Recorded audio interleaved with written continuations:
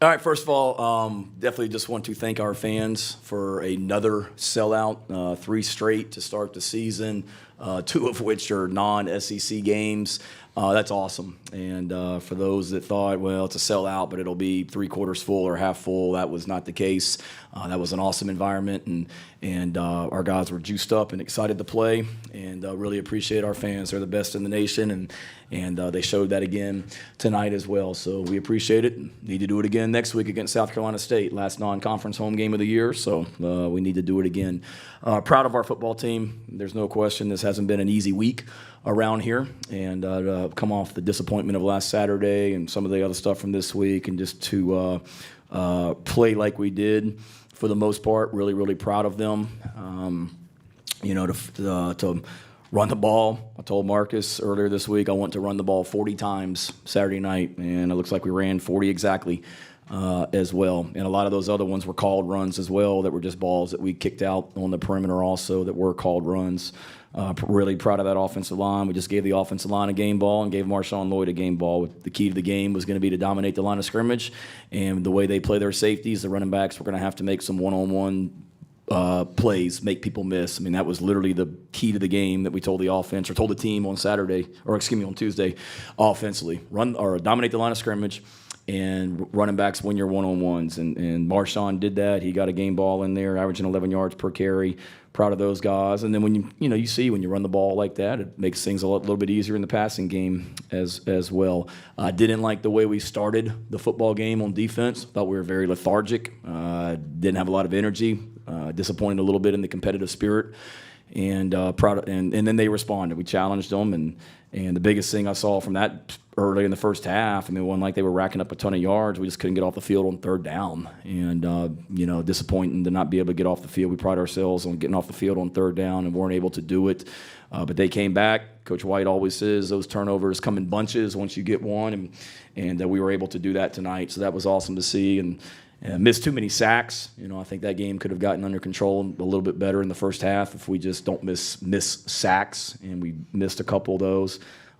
Really proud of the way our guys played in the third quarter. I know it great. It was ugly there for a while in the first half. Second quarter, we get a stop finally on defense. They punt it, and then we went, 95 yards, I think, and then finished with a field goal, or 90 yards, whatever it was. It was a long drive, 2-minute offense to get a field goal there, and then to come out in the third quarter and score 3 touchdowns was fantastic. Proud of our guys, because we talk about when adversity hits, we get stronger, and that we were going to face some tonight, and it wasn't pretty, and then probably was some people's sense, oh gosh, here we go again, and things like that, and we shut the door on that in the second half as well. Didn't like the way we finished, put some of our backups in there in the fourth quarter, and had a penalty defensively, gave up a touchdown pass over our heads on defense, 2 turnovers on offense, and just told the team in there, like, there's a standard we play to here, and it doesn't matter what the scoreboard says or who's in the game, you're expected to play a certain way. And disappointed in that as well, but good to see some young guys get in there and make some plays, and another step. Now the key for us, we just told the team in the locker room, we haven't won back-to-back games here since we beat Eastern Illinois and East Carolina last season, game 1 and game 2. So all last year we were just up and down, win 1, lose 1, win 1, lose 1, and proud of the resiliency our team showed last year to never lose 2 games in a row and always come back. But it's time for us now to put another great week of practice together, which is what we had this week, and then go try and get better as a football team this week. That's what we challenged our guys on this week, was just block out all the other stuff and just get better. And they did, and we're going to need to again this week before South Carolina State comes in here. So any questions you guys have, fire away. Shane, we've seen Clayton's defense as being a kind of a second-half adjustment team. At halftime, did you guys talk, you and Clayton, or did you just say you've got it and let him talk to his kids? No, at halftime we always, the offense breaks up, the coaches, the defense breaks up. I usually bounce around, but I was with the defense tonight, but I didn't need to say anything. I mean, the thing that I was going to say to them is exactly what Clayton said to the staff. We ain't changing any calls. We just got to compete better. because we didn't feel like our guys were competing like we wanted them to. So I didn't have to say anything really. Clayton was already handling it with his staff. Now, I don't want to say forcefully, but made it very clear what he expected in the second half from the defensive coaching staff and the players that they coach. I mentioned to them just that exactly, and then just reminding our guys, a couple times in the first half, their quarterback. We always tell our guys, any coach does, when you're coming off the edge under pressure to go to that upfield shoulder so he can't spin out of it. And we missed about 2 or 3 sacks, it looked like, in the first half, not doing that. But that was really it. I had a bunch of things I was going to talk about with the defense when I went in there, but Clayton handled it, and they responded.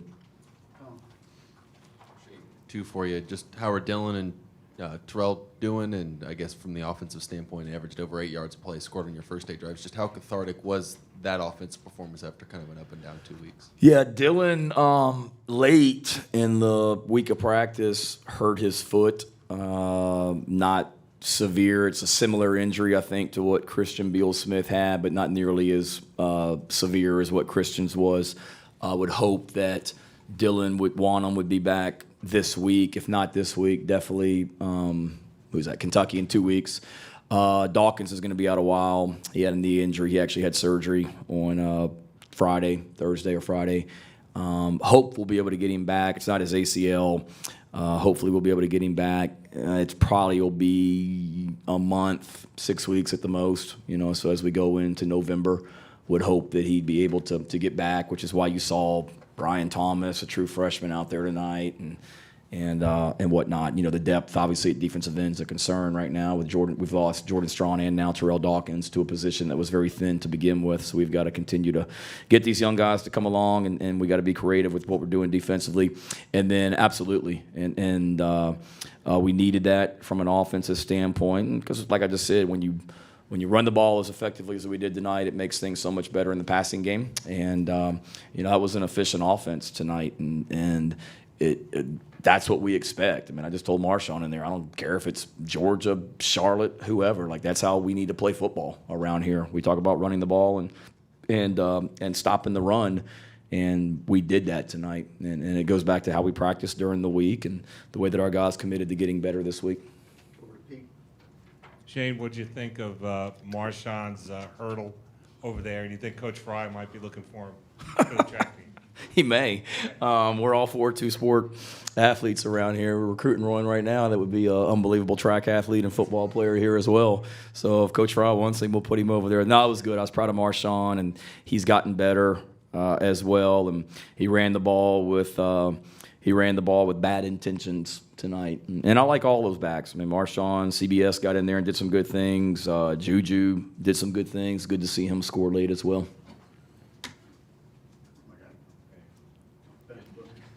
I guess, Shane, kind of on Marshawn, have you guys seen him hurdle anyone in practice, or is that a first-time go with that? I guess. I'm sure he has. I think everybody on that sideline was excited when he did it, though. I can't recall if he did. Marshawn's a super talented player. I'm sure he'll tell you that he has at some point, but it was pretty cool to see him do that. Hey, Shane. You said the offensive line got a game ball tonight as well.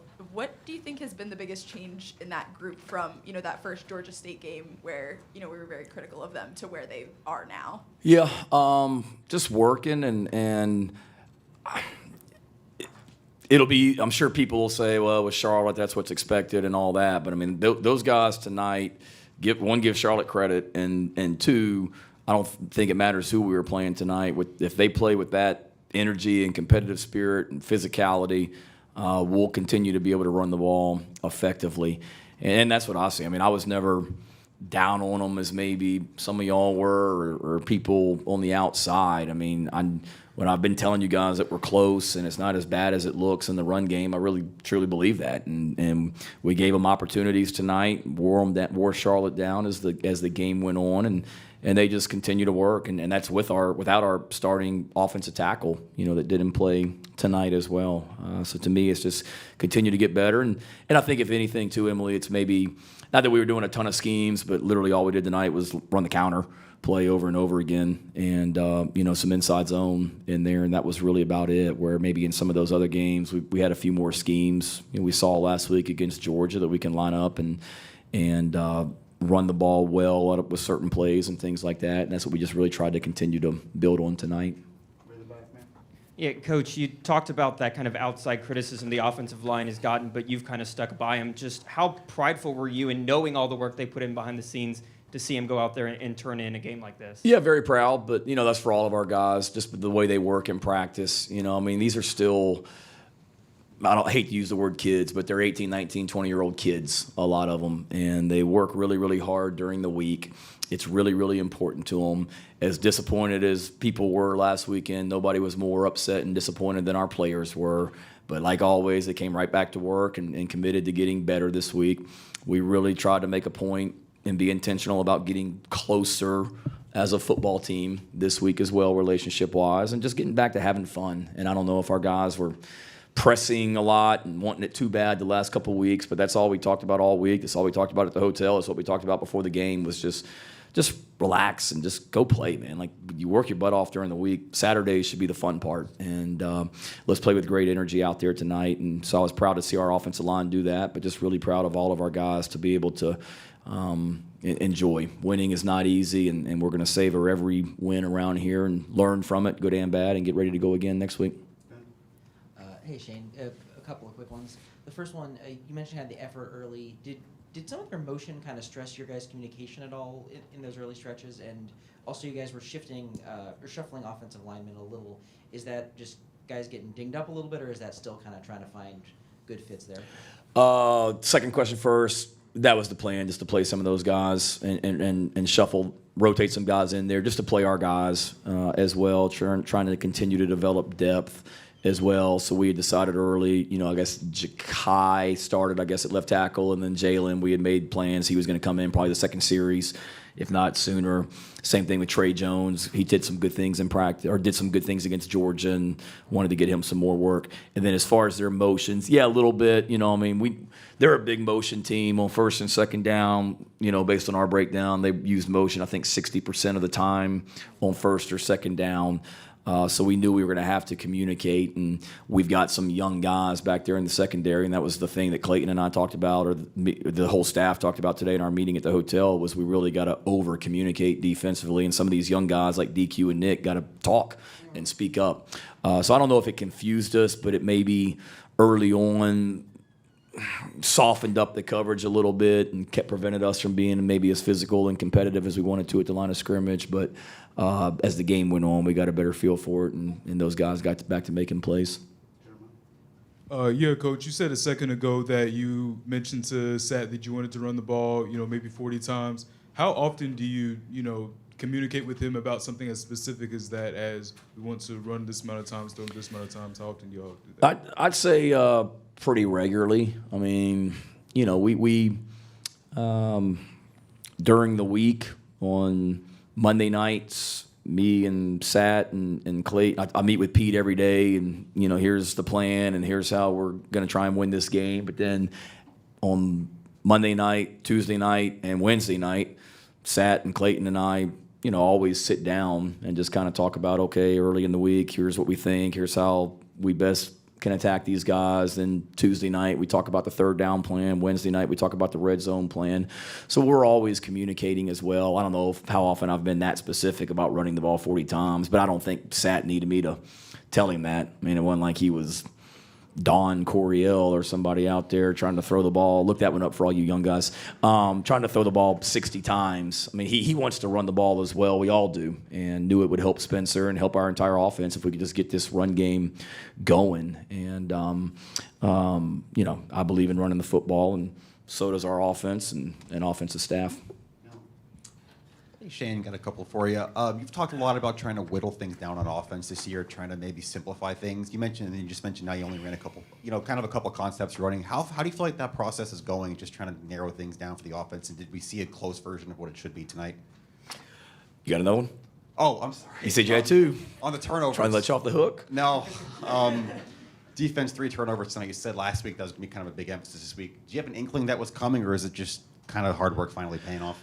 As far as the schematically, I mean, every week you're trying to really narrow down what gives you the best chance to be successful and allow our guys to go play fast. And I mean, we're still a work in progress. Offensively, yes, we returned the offensive line, but it's new quarterback, and Marshawn wasn't the starter at running back all year long, and Austin Stogner's new, and Juice Wells is new, and you saw Corey Rucker out there tonight, and so it's a lot of new faces for sure. And I think Sat and Spencer and everybody is just trying to continue to kind of figure out who we are and all that as well, and what gives us the best chance to be successful each week, and not that we didn't. It's just, okay, Spencer likes this, Spencer doesn't like this. We're really good at this run scheme and out of this formation and things like that. So every week we want to do that and do what gives us the best chance to be successful. And when you're able to operate as efficiently as we did tonight, you don't have to call as many plays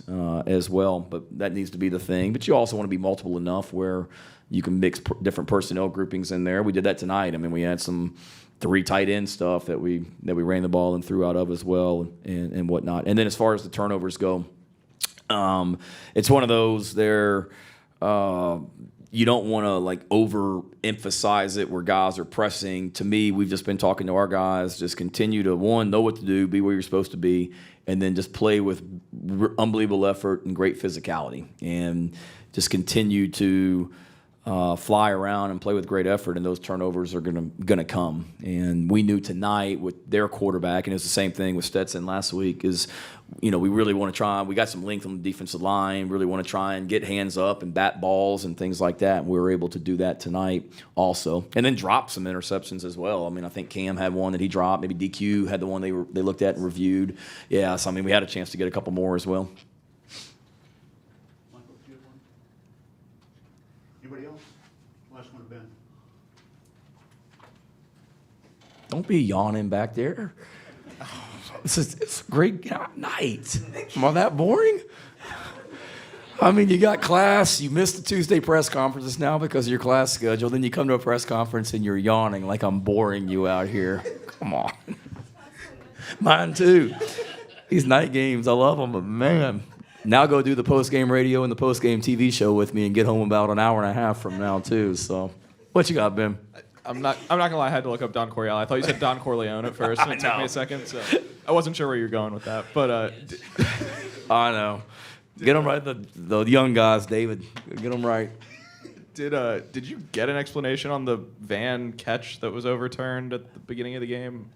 The Van catch that was overturned. That sideline, far sideline, I think. No, they never gave me one. There were a few that I was trying to get explanations on tonight, a few different things, and that crew was great at getting me the information that I needed. But I think, what did he say? He didn't control the catch to the ground, and we felt like, just looking at it, that the ball kind of touched the ground or whatever. We went out of bounds, so I understand it. Okay, you got one now that you're awake, or you good? I'm just messing with you. Yeah, let's get this thing over with. See, I'll go to bed. Jeez. I'll try and be a little more exciting next week or on Tuesday. I know. I'll be right, and I'll get some coffee. Yes, exactly. We'll talk to Coach Tanner about the number of TV timeouts we have out there so we can try and get home a little bit earlier. We tried to run the ball to get home earlier tonight, so thank you guys. Y'all have a great night.